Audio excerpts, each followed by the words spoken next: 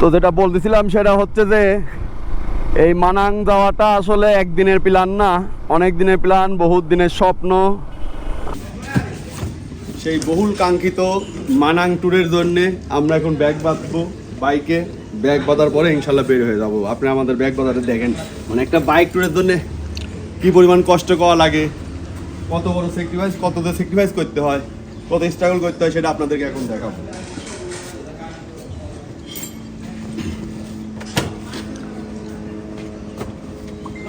যদিও ব্যাগগুলো পাতলা, কিন্তু কারণ এখানে সব ম্যাক্সিমাম আমাদের শীতের কাপড়।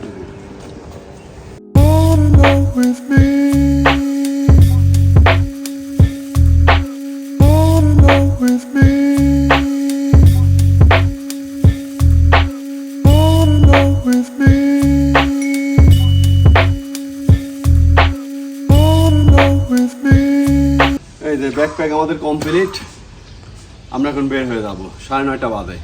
এখন বের হয়ে তেল নিয়ে রওনা দিয়ে দেবো মানাংয়ের পথে। ইনশাল্লাহ পথেই থাকুন, আমরা পথেই থাকবো, আপনার সাথে থাকুন, দেখা হবে। বিসমিল্লাহ, আল্লাহ আল্লাহর নাম নিয়ে শুরু করলাম। মানাংয়ের পথে আমাদের যাত্রা শুরু হয়ে গেল। আমরা এখন হোটেল থেকে বের হচ্ছি। এখন বাজে হচ্ছে 10:35।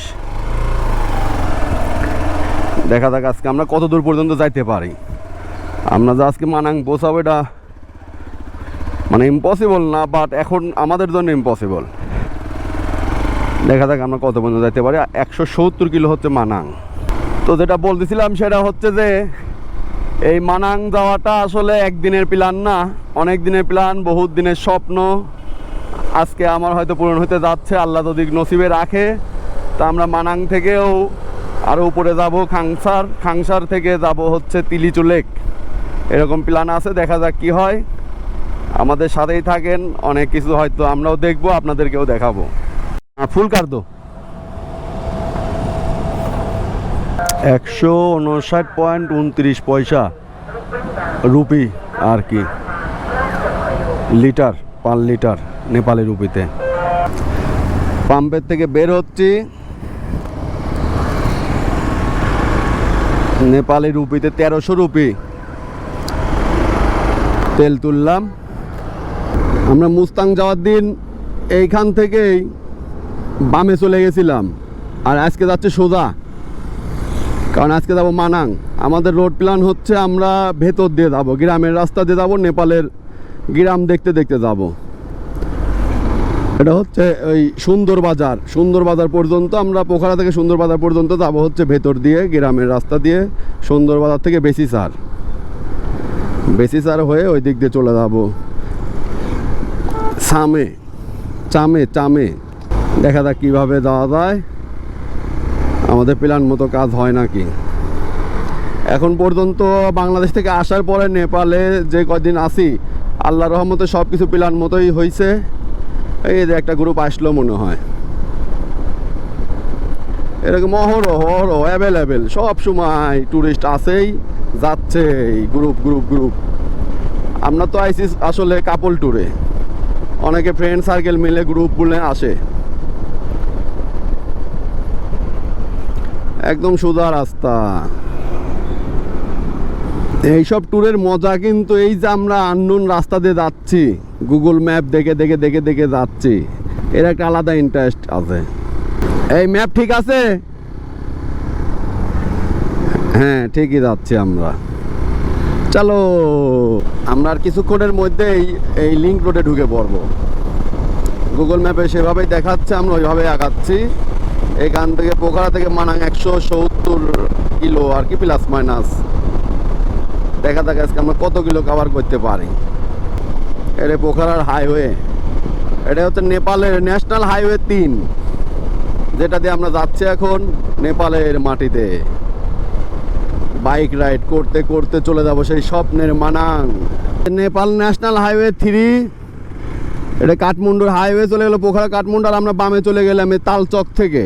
এই তালচক থেকে বামে হচ্ছে এই বেসিসার সুন্দর বাজার এলাকায় ঢুকে পড়বো।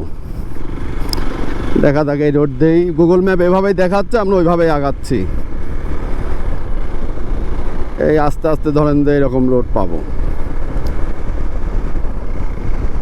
এই যে বামে কিন্তু দেখেছেন তো ভিউ,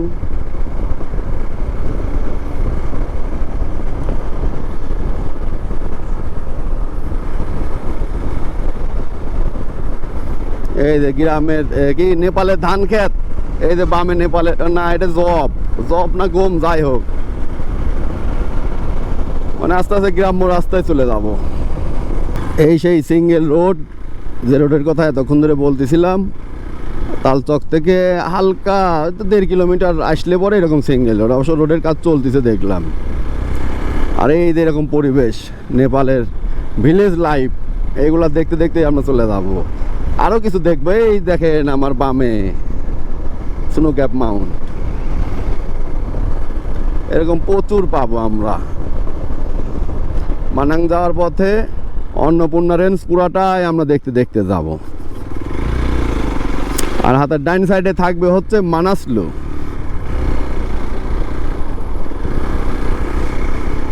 চলো যাই, দেখি আর ঘুরি। ওরে বাবা, বাইকটা খুব সুন্দর সার্ভিস দিয়ে যাচ্ছে, আই লাইক ইট। দিনের প্রথম বিরতি দিলাম, আরে দেখেন সোজা কি ভিউ। মানে আমরা অলরেডি বেশি সারের রোডে ঢুকে পড়েছি, এই জন্য ভাবলাম একটু ব্রেক দিয়ে আবার রওনা দেই। এই রোডের ভিডিওটা করার কারণ হচ্ছে যে মানে আমি দেখানোর চেষ্টা করছি যে আসলে এতে নেপালেও বাংলাদেশের মতো পাহাড়ি রাস্তা আছে, মানে বাংলাদেশের মতো আর কি। ওরে বাবা, কিন্তু এইরকম ভিউ কিন্তু নাই। কিন্তু রোডের কথা বলতেছি আর কি, যে বান্দরবনের পাহাড়গুলির যেরকম রোড, আঁকা বাঁকা ছোটো ছোটো চিপা রোড, এরকম রোড আর কি। এই জন্য এই ভিডিওটা করলাম আর কি। সামনের ভিউ দেখার দরকার নাই, আপনার খালি রোডটা দেখেন তাই বুঝবেন না। ওকে, এইটু অল্প একটু করলাম খালি এইটুক দেখানোর জন্যে।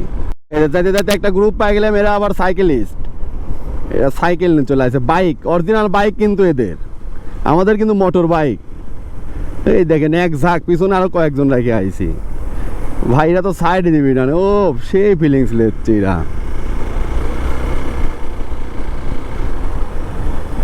মানে ফরেনাররা প্রচুর আসে নেপালে, আসলে আসবে না কেন, নেপাল তো আসলে মানে একটা ড্রিম ট্যুরের মতো।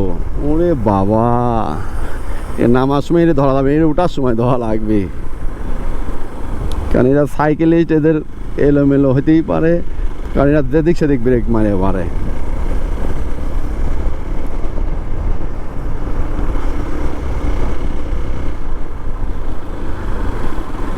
ঝাঁক ধরে তো এই ধরে ব্যাগ মনে হচ্ছে এই গাড়ির।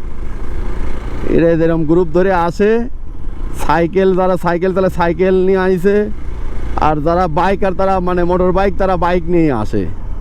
আর এরকম এটা করে গাড়ি থাকে, সামনে পিছনে ব্যাগ ভরা থাকে, যা জিনিসপত্র। আমার মতো এরকম টুপলা বাঁধা লাগে না, টুপলা মুপলা কাঁদেলেই দেওয়া লাগে না।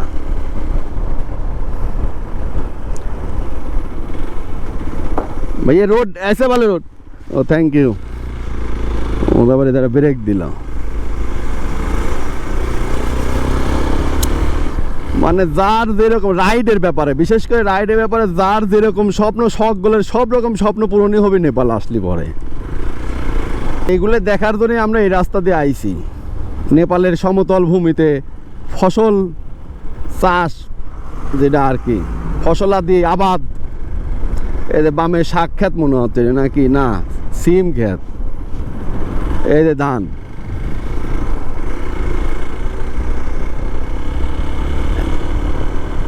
আবার ওটা লাগবে। এই রোডটা দেখে মনে পড়ে গেল জীবননগরের ঢাল। এ কলি সামনে কিন্তু জীবননগরের ঢাল আছে মামা, সাবধান। এ মুন্না কি করলু, এই সেই জীবননগরের ঢাল। এই ডায়লগটা 2016 সালে, সরি 16 সালে না 14 সালে, 2014 সালে তারা আমাদের সাথে বান্দরবন বাইক ট্যুর করেছিল, তাদের এই ডায়লগটা মনে আছে। এ মামা সামনে জীবননগরের ঢাল। মানে এইরকম আতঙ্ক দেখা মুন্নামা নিয়ে যাচ্ছে। আমরা কোন জীবননগরের ঢাল পার করে ফেলাম টেরও পেলাম না, তবে সেই কিন্তু জীবননগরের ঢাল খাড়া। তো এই রোডটা থেকে সেই রোডের কথাটা মনে পড়ে গেল।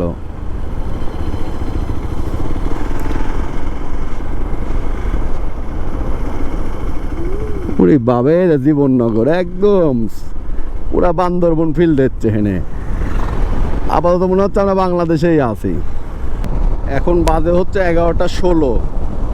আমরা এতক্ষণে আইসি হচ্ছে 30 কিলো।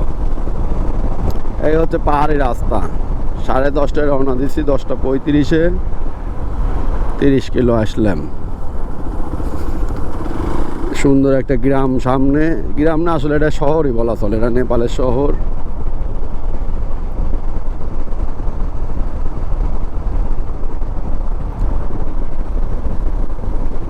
এই দেরি হওয়ার অবশ্য সময় লাগার কারণ আছে।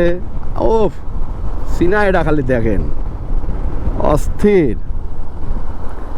ওই আমরা তো অনেক রাস্তাঘাট চিনি না, মাঝে মধ্যে জিজ্ঞেস করা লাগছে, কারণ খালি গুগল ম্যাপের উপর নির্ভর করলে হবে না। আরে বাবা,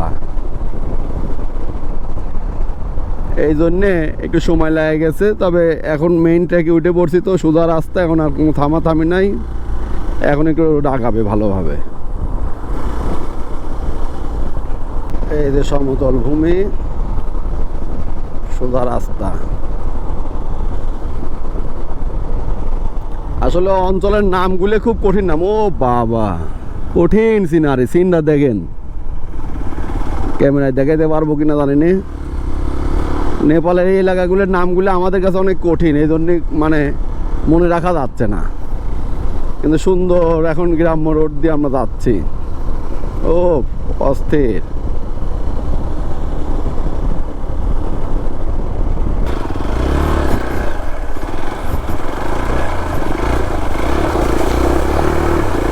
উড়ি বাবা,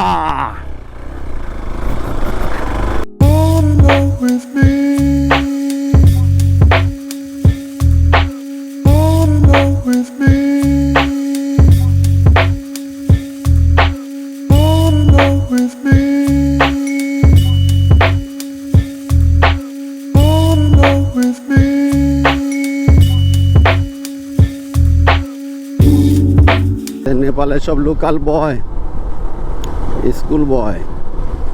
এই যে গ্রামের মধ্যে দেখেন যে রাস্তাটা, মানে কি সুন্দর পরিষ্কার রাস্তা, মানে রাস্তার কোনো ধান নাই, খ্যান নাই, কিছু নাই। এই যদি আমার এই গ্রামের রাস্তা হয়তো দুনিয়ার কিছু, মানে এইসব এরিয়া আসলে মানে এরা কিন্তু, আমি একটা জিনিস খেয়াল করলাম, সর্বোচ্চ লেভেলের পরিষ্কার। আমি যত পাবলিক টয়লেটগুলোতে গেলাম দেখলাম এরা সব সময় নিট অ্যান্ড ক্লিন রাখে টয়লেটগুলো। যে কোনো বাথরুমেই গেছি, রাস্তার ধারে কোন, বাসা কোন, রেস্টুরেন্ট, হোটেল, সব জায়গায় বাথরুম পরিষ্কার থাকে। রোডঘাটে একই অবস্থা। ওরে ধান ক্ষেত নাকি? তা আমরা মনে হয় মানে সুন্দরী বাজার পাইতে আর মনে হয় 7 কিলোর মতো আছে। 7 কিলো দূরে রয়েছি। এখন বাজে হচ্ছে 11:57। দেখা যাক কতক্ষণ, তারপরে হচ্ছে বেসিসার বাজারে যাব। বেসিসার हाँ हाँ।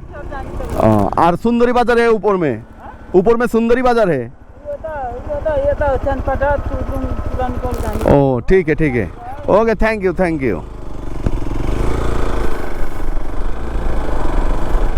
রোডের সৌন্দর্য দেখে আমি মুগ্ধ হয়ে যাচ্ছি, মানে নেপালের প্রেমে পড়ে যাচ্ছি। এ কি রাস্তা নাকি?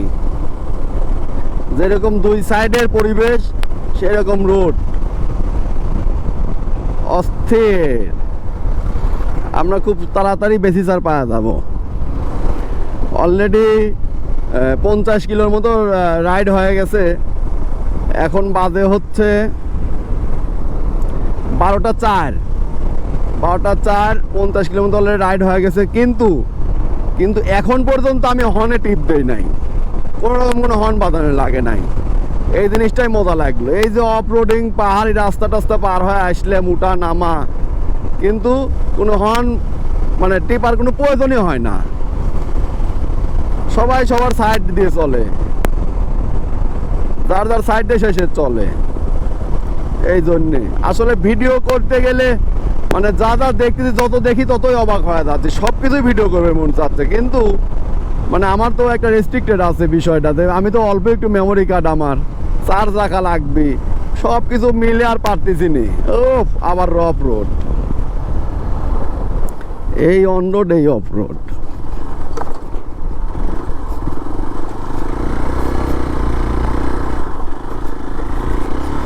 ভাবলাম যে এখনই ভিডিওটা শেষ করে দেবো, এখনই কেটে দেবো, আবার এরকম অফ রোড চলে আসে। দেখেন না এই সিনটা দেখেন, এই যে নেপালি গাল, কিউট কিউট সব গাল। নেপালিরা কিন্তু সুন্দরই হয়, মানে খারাপ চেহারার মানুষ কমই দেখলাম, সবই সুন্দর।